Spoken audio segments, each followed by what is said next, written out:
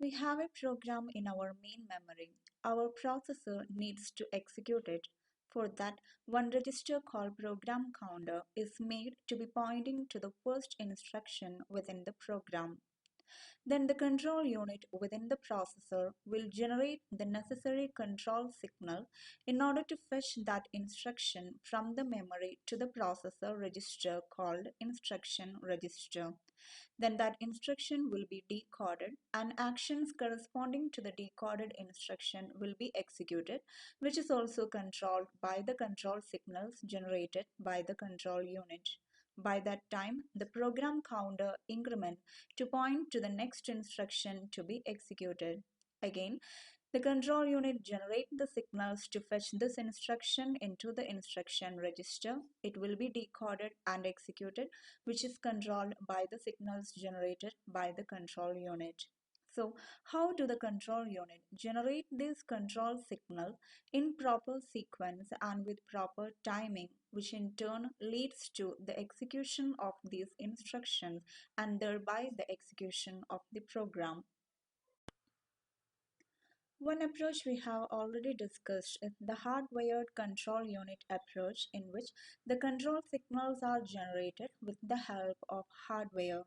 Another way of generating the control signals is by using a program, and this method is called Microprogrammed Control Unit approach. Here, the control signals are generated with the help of a program, and hence this same approach will be followed within the control unit to generate the control signals with the help of a program.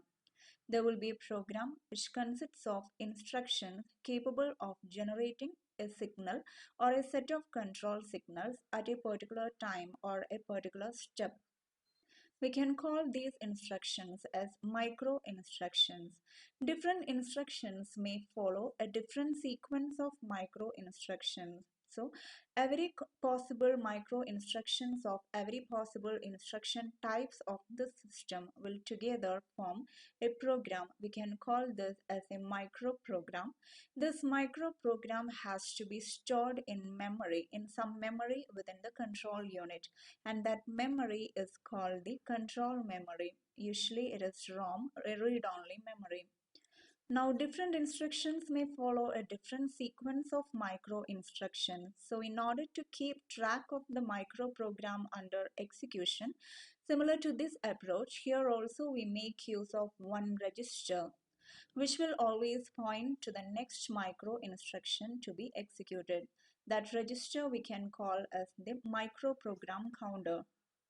The microprogram counter always points to the next micro instruction to be executed.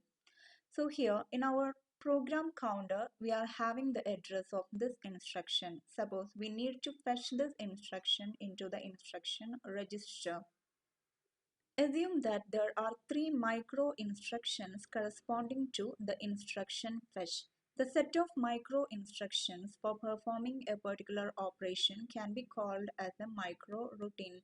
The micro routine for instruction fetch is at location 00, 01 and 02, just assume.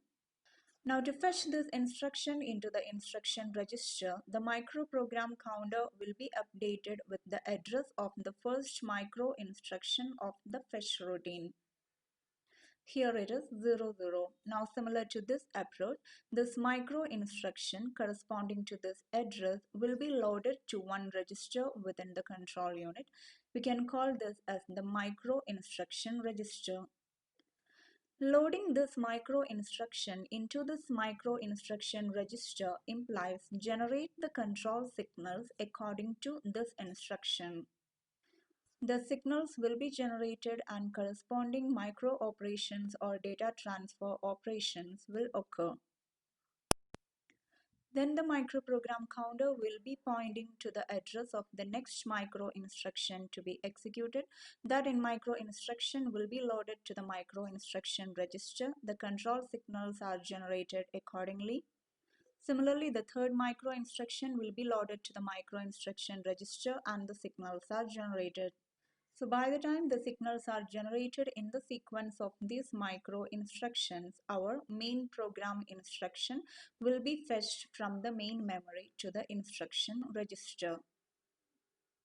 So the fetch phase is over. Now this instruction will be decoded and the microprogrammed control unit will follow the sequence of micro instructions according to this decoded instruction to execute the actions.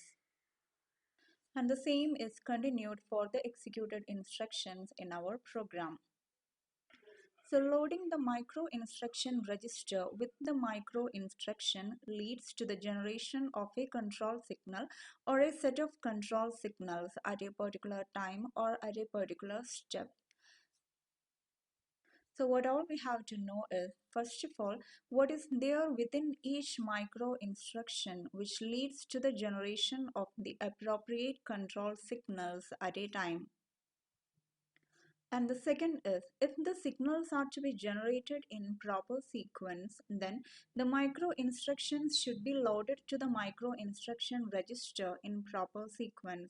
For that, the microprogram counter should be updated with the addresses of the next micro instruction in proper order. So how do the microprogram counter is updated with the addresses in proper order? Because every instruction type may follow a different sequence of micro instructions. And finally, how this is done in a timely manner. We will discuss each of this in the coming videos.